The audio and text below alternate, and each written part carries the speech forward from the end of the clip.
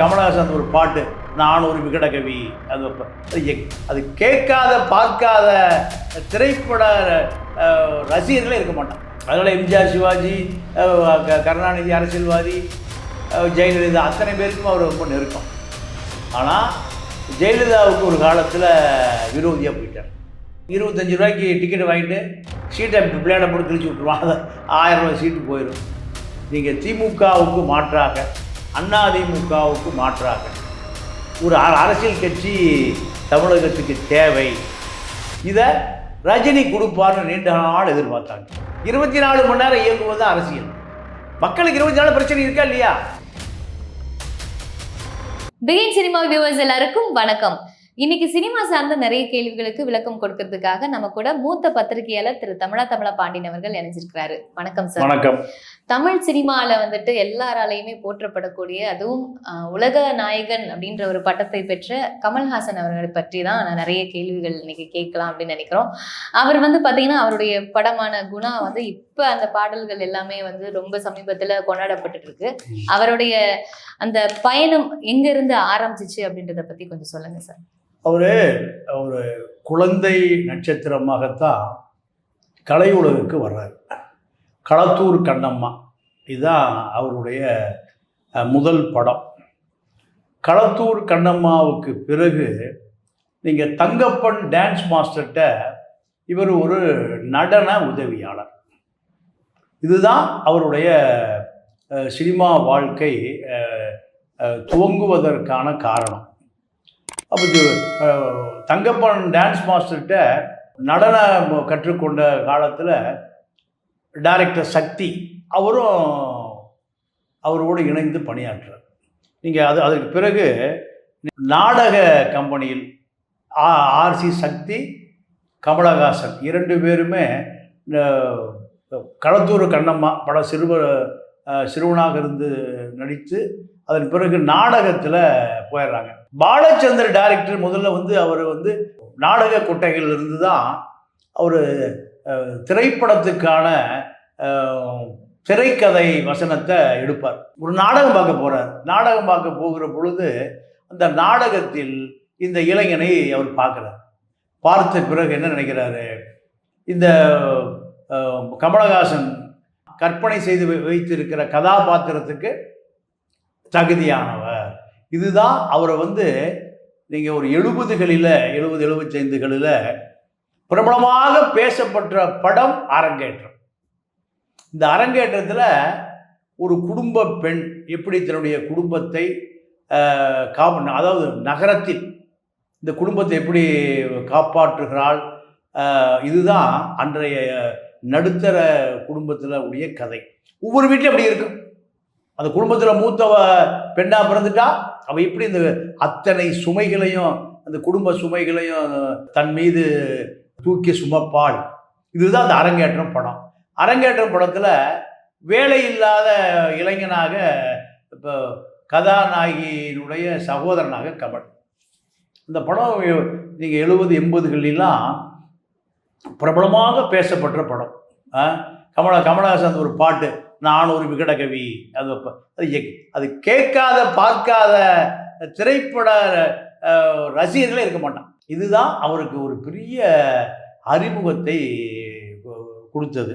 அவருக்கான ஒரு பெரிய திரைப்பட மைல்கல். அதன் பிறகு பாலச்சந்தருடைய தயாரிப்பில் சொல்லத்தான் நினைக்கிறேன் ஹீரோ, அது பிறகு பட்டாம்பூச்சி, சகலகலா வல்லவன், இப்படி தொடர்ச்சியாக அவருக்கு ஒரு பெரிய ஹீரோ அந்தஸ்து கிடைக்கப்பட்ட படங்கள் எல்லாம். இதை விட ஆர்சி சக்தியே ஒரு படம் டைரக்ட் பண்ணுறார், உணர்ச்சிகள்ங்கிற ஒரு படம். இதெல்லாம் நடிப்பதற்கு முன்பு அவர் மலையாள ஆர்டிஸ்டாக தான் அறிமுகமாகிறார். நிறைய மலையாள படங்களில் இவருடைய கேரக்டர். அந்த காலத்தில் ஜெயமாலினிக்கு ஒரு டான்ஸு, கமலஹாசனுக்கு ஒரு டான்ஸ். ஜெயமாலினி டான்ஸ் இருந்தால் பார்ப்பான். ஏன்னா இவர் அடிப்படையில் டான்ஸ் மாஸ்டர். அதனால் இப்போ பிரபுதேவாவுக்கு எப்படி ஒரு பிரேக், அதே போல் அன்றைய பிரபுதேவா கமலஹாசன். எம்ஜிஆர் அவர்கள் கூட வந்து ரொம்ப நெருக்கமா இருந்ததா கூட சொல்லுவாங்கல்ல சார். இல்லை, ஆமாம் ஆமாம், எம்ஜிஆர் சிவாஜி அத்தனை பேருடைய நெருக்கம். என்ன காரணம் கேட்டிங்கன்னா, நீங்கள் பிறவி கலைஞனா சின்ன வயசுலேருந்து வர்றாருல. அதனால் எம்ஜிஆர் சிவாஜி, கருணாநிதி அரசியல்வாதி, ஜெயலலிதா அத்தனை பேருக்கும் அவர் ரொம்ப நெருக்கம். ஆனால் ஜெயலலிதாவுக்கு ஒரு காலத்தில் விரோதியாக போயிட்டார். எப்போன்னா, நீங்கள் 2001 ஒரு புத்தக வெளியீட்டு விழா. இந்த புத்தக வெளியீட்டு விழாவில் சிதம்பரம் தலைவர் காமராஜர் ஆளுங்கள் நடக்குது. அப்படி நடக்கிற பொழுது இவர் என்ன பேசுகிறாருன்னா, தமிழ்நாட்டுக்கு வேட்டி கட்டிய ஒரு முதலமைச்சர் வருவதற்கு சிதம்பரத்துக்கு தகுதி உள்ளதுன்னு பேசுகிறார். இது ஜெயலலிதாவை ஒரு கோபப்படுத்து. அப்போ வேட்டி கட்டிய சிதம்பரம் தமிழ்நாட்டுக்கு முதலமைச்சர், என்னுடைய ஆட்சி சரியில்லையா, என்னுடைய அதிமுக ஆட்சி விமர்சனத்துக்கு உட்பட்டதா, இதை விமர்சனம் பண்ணக்கூடிய அளவுக்கு கமலுக்கு தகுதி இருக்கா, இதுதான் ஜெயலலிதாவுடைய கோபம். அந்த காலகட்டத்தில் தான் அதன் பிறகு விஸ்வரூபம் படம் வருது. விஸ்வரூபம் படம் வந்து நீங்கள் பாகிஸ்தான் பார்டர், காஷ்மீர் பார்டரில் எடுக்கப்பட்ட படம். இந்த படத்தில் முஸ்லீம்களை தீவிரவாதிகளாக, பயங்கரவாதிகளாக காட்டப்படுகிற படம். அப்போது முஸ்லீம் அமைப்புகள் பூரா போய் இந்த திரைப்படத்தை திரையிடக்கூடாதுன்னு தியேட்டருக்கு முன்னாடி ஆர்ப்பாட்டம், போராட்டம். தியேட்டர் முதலாளிகள் பூரா படத்தை நிறுத்திட்டான்.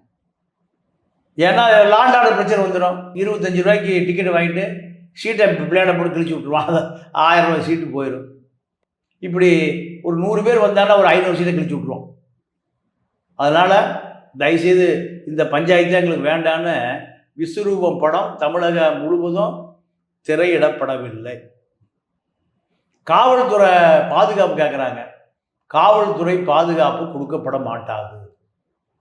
அப்போ படம் திரையிடப்பட மாட்டாது.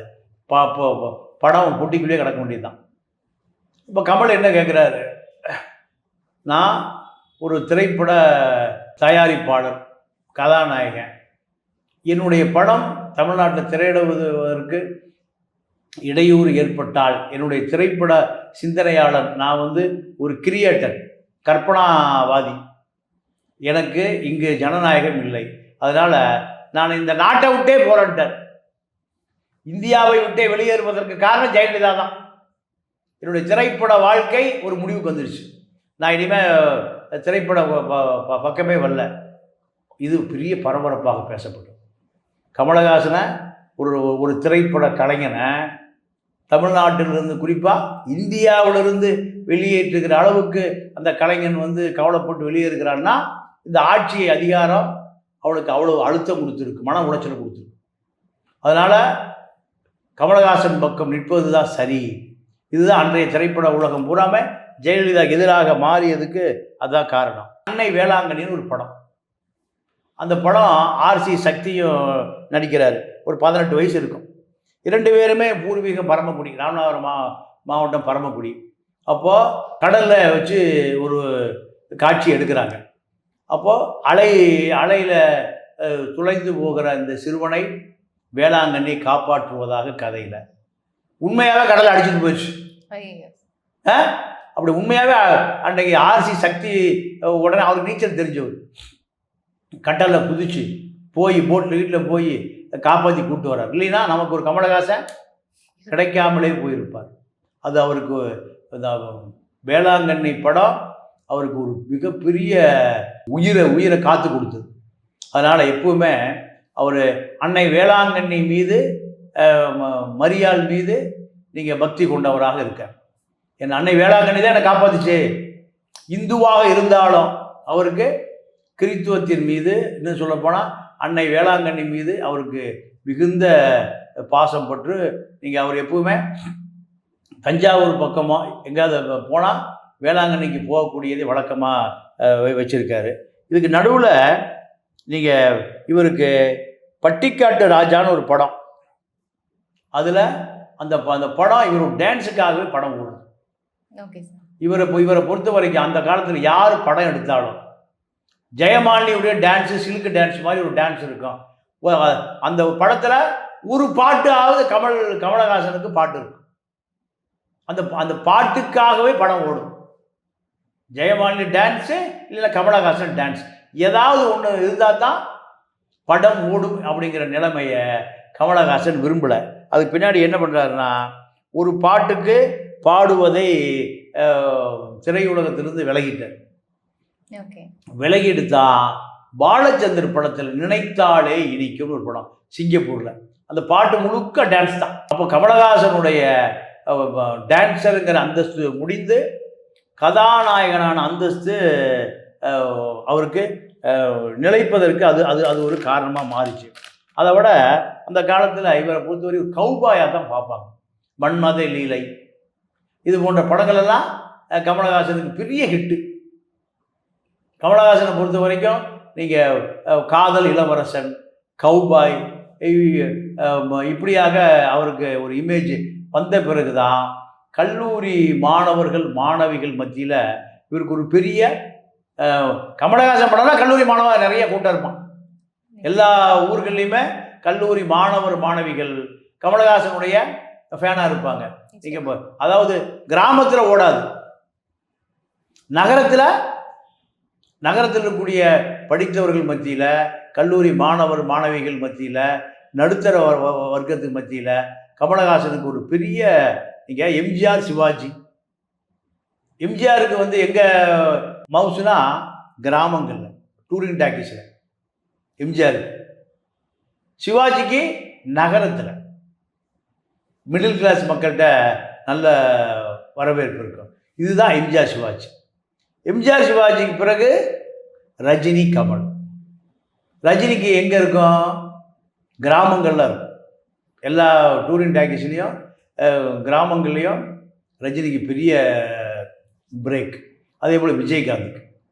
ஆனால் கமலஹாசனுக்கு படித்தவர்கள் மத்தியில், கல்லூரி மாணவர்கள், நடுத்தர வர்க்கம், மேட்டுக்குடி, பெரிய மால், தியேட்டரு, இங்கே தான் கமலுக்கான ரசிகர்கள். இன்னைக்கு வரைக்கும் அதை அவர் மெயின்டைன் பண்றாரு. ரஜினி கமல் இவங்க 2 பேரும் ஆரம்பத்துல ஒன்னாலாம் நடிச்சிட்டு இருந்தாங்க. ஆனா 3 முடிச்சு. ஆமா, அதுக்கப்புறம் 2 பேரும் தனித்தனியா நடிக்க ஆரம்பிச்சிட்டாங்க. இவங்க 2 பேருக்குள்ள இருக்கிற அந்த உறவுன்றது எந்த மாதிரி இருக்கு சார்? அதாவது இவங்க 2 பேருக்கும் ஒரே பாஸ் பாலச்சந்தர். ஓகே. 2 பேரையும் அறிமுகப்படுத்தினவர் யாரு? பாலச்சந்தர் தான். அப்போ பாலச்சந்தர் என்ன ஆலோசனை சொல்றாருன்னா, நீ கதாநாயகன் வில்ல தொடர வேண்டாம், 2 பேருமே கதாநாயகனா மாறுங்க, ஒரே படத்தில் 2 பேரும் கமிட் ஆகாதீங்க. யார் ஆலோசனை? என்னுடைய படத்திலே அப்படியே பண்ணாதீங்க. இந்த 3 முடிச்சு படத்திலேயே அதோட முடிவுக்கு வேண்டாம், 2 பேருமே திரையுலக ஜாம்பவானம் மாறணும். வில்லனாக இருந்த ரஜினியை கதாநாயகனாக்குறாரு. இங்கே நடன கலைஞனாக இருந்த கமலை கதாநாயகனாக மாற்றுறாரு. அதுதான் பாலச்சந்தர். 2 பேருமே 2 ஜாம்போ. அதாவது சிவாஜி எம்ஜிஆர். அதுக்கு பிறகு இந்த இடம் காலியாக இருக்கு. எம்ஜிஆரை ரஜினியாகவும் சிவாஜியை கமலஹாசனாகவும் மாற்றியவர் பாலச்சந்தர். இவரை பொறுத்த வரைக்கும் முதல் மனைவி வாணி கணபதி, அந்த அம்மா ஒரு பெரிய பரதநாட்டிய கலைஞர். இவர் ஒரு நடன கலைஞர். 2 பேருக்குமான திருமணம் என்பது முதல்ல பெங்களூரில் போய் அந்த அம்மாவை திருமணம் பண்ணுறார். இது நீண்ட நாள் நீடிக்கவில்லை. ஏன்னு கேட்டிங்கன்னா, அந்த அம்மா முழுக்க திரைப்படத்துறையை தவிர்த்து முழு நேர நடன கலைஞர். இவர் முழு நேர திரைப்பட நடிகர். அந்த அம்மா பெங்களூர் விட்டு வரமாட்டேங்குது, இவர் சென்னையை விட்டு வரமாட்டேங்கிறாரு. அப்போ அதனால் அந்த அம்மா சென்னைக்கு வரமாட்டேங்குது, இவர் பெங்களூர் போக மாட்டேங்கிறார். இந்த பிணக்கு தான் 2 பேரையும் பிரிக்குது. அப்போ அதன் பிறகு இப்போ இருக்க சுருதியுடைய அம்மா சரிகாவை ஒரு ஹிந்தி படத்தில் சந்திக்கிறாரு, அதை திருமணம் செய்து கொள்கிறார். அப்போ இவரை பொறுத்த வரைக்கும் 2 திருமணம், 2 பேருமே திரைப்பட நடிகைகள். இதுதான் இவருடைய சிறப்பு. இப்போ 2 பேருமே அந்த அம்மா விட்டுட்டு போயிடுச்சு. இப்போ சரிகா சுருதியுடைய அம்மா இவங்க இப்போ முழுக்க 2 குழந்தைகளும் இப்போ கமலஹாசன் கூட இருக்குது. அதனால் குடும்ப வாழ்க்கை என்பது ஒரு மாபெரும் வெற்றி தான், அதில் ஒன்றும் தப்பு இல்லை. ரெண்டாவது, மக்கள் நீதி மையம் இவருக்கு அரசியல் அறிமுகம் கொடுக்குது. எப்போ இவர் அரசியலுக்கு வர்றாருன்னா, விஸ்வரூபம் படம் திரையிடப்படுவதற்கு தடை வருது. மாநில அரசாங்கத்தால், ஜெயலலிதாவால் அரசியல் ரீதியாக தடை வருகிற பொழுதுதான் நமக்கு ஒரு அரசியல் பின்னணி இருந்தால் இதை நம்ம தற்காத்து கொள்ள முடியும். நம்ம இனிமேல் திரைப்படத்துறையில் இருக்கணும்னா நமக்கு அரசியல் வேணும். இதற்காக நீங்கள் வழக்கறிஞர் Rajasekar, IPS officer Maurya, doctor Mahendran, Kovai Mahendran DMK centre, IAS அதிகாரிகள், ஐபிஎஸ் அதிகாரிகள், மருத்துவர்கள், இப்படி ஒரு பெரிய இன்டலெக்சுவல் டீம், படித்தவர்களை கொண்ட ஒரு டீம் தான் இவர் அரசியல் வருவதற்கான மூலம். இவர்கள் காலத்தில் தான் இவர் 4% வாக்கை நிரூபித்த காலம். என்ன காரணம் கேட்டிங்கன்னா, நீங்கள் திமுகவுக்கு மாற்றாக, அதிமுகவுக்கு மாற்றாக ஒரு அரசியல் கட்சி தமிழகத்துக்கு தேவை, இதை ரஜினி கொடுப்பார்னு நீண்ட நாள் எதிர்பார்த்தாங்க. ரஜினியால் அந்த அரசியலை கொடுக்க முடியல. அப்போ அரசியலை ரஜினியால் கொடுக்க முடியலன்னா, அன்னைக்கு பிரபலமாக இருந்தவர் விஜயகாந்த். விஜயகாந்த் அந்த இடத்த நிரப்பினார். அப்படி நிரப்பிய பிறகு அந்த இடம் இன்னும் காலியாகவே இருக்குது. விஜயகாந்த் எதிர்க்கட்சி தலைவர் அந்தஸ்து வரை உயர்ந்தார் தமிழ்நாட்டில். ஆனால் அது நீண்ட நாள் நீடிக்கவில்லை. அப்போது விஜயகாந்தனுடைய அரசியல் முடிவுக்கு வருகிற பொழுது கமலஹாசன் கட்சி ஆரம்பிக்கிறார். இந்த கட்சியை திமுக அதிமுகவுக்கு இணையாக வளர்த்தெடுக்க வேண்டும் என்பதுதான். நீங்கள் போன தேர்தலில் 2019 தேர்தலில், நாடாளுமன்ற தேர்தலில் தமிழ்நாடு முழுக்க சூறாவளி சுற்றுப்பயணம் செஞ்சார். ஏன்னா கமலஹாசன்னா ஒரு அறிமுகமான நடிகர் தான், அறிமுகமே தேவையில்லை. அப்போ அவர் என்ன நினச்சார்னா, முதல் சுற்றில் நமக்கு எப்படியாவது ஒரு 5 நாடாளுமன்ற உறுப்பினர்கள் வந்துடுவாங்கன்னு 5 படித்த ஐஏஎஸ் ஐபிஎஸ் அதிகாரிகளை நியமித்தார். ஆனால் இது முதல் ரவுண்டில் 4% மேல் வாக்கு வங்கி வளரலை. அடுத்த தேர்தலில் அது 8 ஆயிருக்கும். ஆனால் அவரை பொறுத்த வரைக்கும் இந்த முதல் சுற்றில் நீங்கள் ஒரு 5 நாடாளுமன்ற உறுப்பினர்கள் வெற்றி பெறணும்னு அவர் எதிர்பார்த்தார். வெற்றி பெறல, 4% தான் வந்தது. இந்த 4% வாக்கு வங்கி நீண்ட நாள் ஆகும். நாடாளுமன்ற உறுப்பினர்களை, சட்டமன்ற உறுப்பினர்களை வெற்றி பெறுவதற்கு நீண்ட நாளாகும். அதனால் இந்த முயற்சி நமக்கு பின்னடைவை ஏற்படுத்தணும். என்ன பண்ணார், அந்த அரசியல் கட்சிகளுக்கு ஆரம்பித்த காலத்தில் இருந்த ஆர்வம், கூட இருந்த பயணித்த தலைவர்கள் அத்தனை பேரையுமே அவர் இழக்க ஆரம்பித்தார். மௌரியா வெளியே போனார், கோவை மகேந்திரன் வெளியே போனார். இதெல்லாம் வெளியே போன பிறகு என்ன நடந்துன்னு கேட்டிங்கன்னா, இவருடைய மக்கள் நீதி மையம், இப்போ சினேகனை போன்றவங்க கொஞ்சம் பேர் இருக்காங்க, ஸ்ரீபிரியா இருக்காங்க, நாசருடைய மனைவி கமீலா நாசர், இப்படி பல பேர் இருந்தாங்க. ஆனால் முதல் சுற்றில் வெற்றி பெறல அப்படின்னு சொன்ன பிறகு இந்த அரசியல் கட்சி மீது இல்லை ஆர்வம் குறைஞ்சி போச்சு. நீங்கள் அரசியலில் முதல் சுற்றில் யாரும் வெற்றி வர முடியாது. திமுக அதிமுக அப்படி பல கட்சிகள் நீங்கள் 3, 4, 5 சுற்றுகளுக்கு பிறகுதான் வெற்றி பெற்றது. ஆனால் கமலஹாசன் முழு நேர அரசியல்வாதி அல்ல, அதான் வெற்றி பெற முடியும். திமுகனா முழு நேர அரசியல்வாதி, கருணாநிதி, ஸ்டாலின், ஜெயலலிதா எல்லாம் எம்ஜிஆர் எல்லாம் முழு நேர அரசியல்வாதி. இவர் அரசியல் நடிப்பார், அரசியல் இருப்பார், அப்புறம் பிக் பாஸுக்கு போயிடுவார், அரசியல் இருப்பார், அப்புறம் சினிமாவுக்கு போயிடுவார். இதனால ஒரு பெரிய இடைவெளி, அரசியலுக்கும் சினிமாவுக்கும் ஒரு மிகப்பெரிய இடைவெளி. இதுதான் இவர் தோற்க ஆரம்பித்த இடமே. அப்போ ரெண்டுத்துலையுமே அவர் இருக்கிறதுனால தான் இந்த பாதிப்பு ஏற்படுதுன்னு நினைக்கிறீங்களா? முதல்தான் உண்மை. மக்கள் எப்படி பார்ப்பான்னா, முழு நேர அரசியல்வாதிக்கு தான் ஆதரவு கொடுப்பான், பார்ட் டைம் அரசியல்வாதிக்கு ஆதரவு கொடுக்க மாட்டான். இப்போ விஜய் மீது என்ன விமர்சனம்? சினிமா விட்டு விலகி இப்ப முழு நேர அரசியல்வாதியா இன்னும் வரல. நீங்க இந்த தேர்தல் நிக்கலையே, நிக்கலதான் கொஞ்சம் 2 வருஷம் கழிச்சு வரும். நீங்க 2 வருஷம் கழிச்சு வர்றாரா, 4 வருஷம் கழிச்சு வர்றாரா, அது ஒரு விவாத பொருளா போயிட்டு இருக்கு. அரசியல்லாம் எப்படின்னு கேட்டிங்கன்னா 24 மணி நேரம் இயங்குவது தான் அரசியல். மக்களுக்கு 24 பிரச்சனை இருக்கா இல்லையா? நிச்சயமா இருக்கும். 2 வருஷம் கழிச்சா பிரச்சனை வரும். இல்லை வந்த பிரச்சனை 2 வருஷம் கழிச்சா நீங்கள் போய் தீப்பீங்க. ரேஷன் அரிசி கிடைக்கல, ரோடு இல்லை, தண்ணி இல்லை.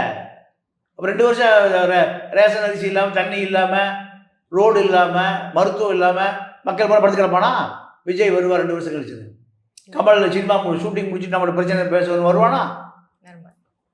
அப்போ இவருடைய அரசியல் பின்னடைவுக்கு காரணமே இரட்டை குதிரை சவாரி. நீங்கள் அவர் கூட இருந்த அத்தனை பேருமே ஏன் விலகுறாங்க? விலகுவதற்கு என்ன காரணம்னா, இவர் முழு நேர அரசியல்வாதி அல்ல. இப்போ இவரை பார்க்குற கட்சி ஆஃபீஸுக்கு போனால் ஷூட்டிங் போயிடுவார். அப்போ ஷூட்டிங் ஸ்பாட்டுக்கு போனால் கட்சி ஆஃபீஸுக்கு வந்துடுவார். இப்படி இருந்தால் ஏதாவது தலைவர் இருக்காங்களா? ஸ்டாலின் எப்போ வேணாலும் போய் அறிவாலயத்தில் பார்க்கலாம். எப்போ வேணாலும் நீங்கள் எடப்பாடி ஓபிஎஸ்ஸை எங்கே போய் பார்க்கலாம்? கட்சி ஆஃபீஸில், வீட்டில் போய் பார்க்கலாம். எப்போ அரசியல் ஆலோசனைலாம் எப்போ வேணால் போய் பார்க்கலாம். இல்லைங்க நீங்கள் நாளைக்கு வாங்க ஷூட்டிங் இருக்காருன்னா எப்படி போவான்? இதுதான் கமலஹாசனை அரசியலிருந்து வெகு தூரம் நீங்கள் இழுத்து கொண்டு போனது. அவருடைய நிறைவேறாத ஆசை திரைப்படத்துறையில் ஒன்று இருக்குன்னா, மருதநாயகம் படம் 500 கோடி ரூபா பட்ஜெட். நீங்கள் பொன்னியின் செல்வனை விட பிரம்மாண்டமாக அதை தயாரிக்கிறது அவருடைய நோக்கம். இதுக்காக குயின் எலிசபெத்தெல்லாம் கொண்டு வந்து நீங்கள் உத்தரவு ஏற்றினார். மருதநாயகன் என்பவர் பிரிட்டிஷ் படையில் ஒரு பெரிய தளபதி, ஒரு தமிழன். பிரெஞ்சு படையில் ஒரு பெரிய தளபதி. பிரெஞ்சு படை, பிரிட்டிஷ் படை இரண்டையும் ஒரு காலத்தில் எதிர்த்து நின்று சண்டை போட்டவன். எதுக்காக? சுதந்திரத்துக்காக. பிரிட்டிஷார் தயார் பண்ணுறான், பிரெஞ்சுக்காரன் தயார் பண்ணுறான். 2 பேருமே ஒரு காலகட்டத்தில் எதுக்க ஆரம்பித்த பிறகு ஒரு சுதேசி வீரன் இந்த மருதநாயகம் படத்தை எப்படியாவது எடுத்துடணும்னு நிறைவேறாத ஆசை. அதுக்காக பல முறை முயற்சி பண்ணார். இன்று வரை அவருக்கு நிறைவேறாத ஆசையாக இந்த மருதநாயக படம் தான் போயிருக்கு. இப்போ அரசியல் கட்சியில் இப்போ அவருக்கு நிறைவேறாத ஆசை என்னென்னா, தமிழ்நாட்டினுடைய முதலமைச்சராகும். அதுவும் அவருக்கு நிறைவேறாத ஆசை என்னென்னா, ரஜினியுடைய இடம் காலியாக இருக்குது. எம்ஜிஆருடைய இடம் விஜயகாந்துக்கு வந்தது. விஜயகாந்தனுடைய இடம் மீண்டும் ரஜினிகிட்ட வரும்னு எதிர்பார்த்தாங்க. ரஜினி அரசியலுக்கே வரல. அப்போ அந்த திரைப்படத்துறையை சார்ந்தவர்கள் தான் அரசியல் பண்ண முடியும். ஏன்னா ஜெயலலிதா திரைப்படத்துறையை சார்ந்தவர் தான். அந்த அறிமுகம் தான் அந்த அம்மா முதலமைச்சர் ஆச்சு. அப்போ அவர் தன்னுடைய எதிர்காலம் இனிமேல் முழு நேர அரசியலில் முதலமைச்சர் நாற்காலியை நோக்கித்தான். இதை இப்போ சந்திக்கிற அத்தனை பேர்ட்டு இந்த கதையை சொல்லுவார். ஆனால் இவர் முழு நேர அரசியல்வாதியாக இல்லாமல் பகுதி நேர அரசியல்வாதியாக மாறிய பிறகு இவரோடு இருந்த மூத்த தலைவர்கள்லாம் கிளம்பி போயிட்டாங்க. இதுதான் இவருக்கு மிகப்பெரிய பின்னடைவு. இன்றைக்கி திமுகவிட்ட ஒரு நாடாளுமன்ற உறுப்பினர் தொகுதி பெற முடியாமல் ராஜ்யசபா உறுப்பினர் கொடுத்தா போதும், தன்னுடைய அரசியல் ஆசையை நான் தீர்த்துக்கிறேன், முதலமைச்சர் நாற்காலிக்கு போக முடியல, எம்பியாவது ஆகி நான் டெல்லியில் போய் அந்த ஆசையை நான் தீர்த்துக்கிறேன்னு இப்போ திமுகவிடம் தன்னுடைய அரசியலை அடமானம் வச்சுட்டார். இப்போ சரத்குமார் பிஜேபியில் போய் சேர்ந்ததை போல இப்போ நெட்டிசனில் என்ன கலாய்க்கிறான்? சரத்குமார் பிஜேபியில் சேர்ந்தார், கமலஹாசன் திமுகவில் சேர்ந்தா இருக்கிறான். அப்போது இதுதான் இவருடைய பலம் பலவீனம் ரெண்டுமே. ஆனால் அரசியலில் எப்பயுமே இந்த மாதிரி கூட்டணிகள் வச்சுக்கிறது இதெல்லாம் சகஜம் தானே சார்? ஏன்னா இல்லைன்னா தனித்து அவர் வர முடியலன்றதுனால தான் கூட்டணி வச்சிருக்காரு. நீங்கள் இதை எப்படி பார்க்குறீங்க? இல்லை, அதாவது மக்கள் 4% ஏன் ஓட்டு போட்டான்? அவர் வராரு திமுக அதிமுகவுக்கு மாற்றுன்னு சொல்லிட்டு இப்போ இவர் என்ன பண்ணிட்டாரு? திமுக கூட்டணி சேர்க்க 4% ஓட்டு போட்டான். தமிழ்நாடு அரசியல் களமே விஜய்க்கு என்ன எதிர்பார்ப்பு இருக்கு? திமுக அதிமுகவுக்கு மாற்று. விஜய் போய் திமுக கூட்டணி வச்சாருன்னா கட்சி வளருமா? விஜயகாந்த் எப்படி ஓட்டு போட்டான்? திமுக அதிமுக கருணாநிதி ஜெயலலிதாவுக்கு மாற்று.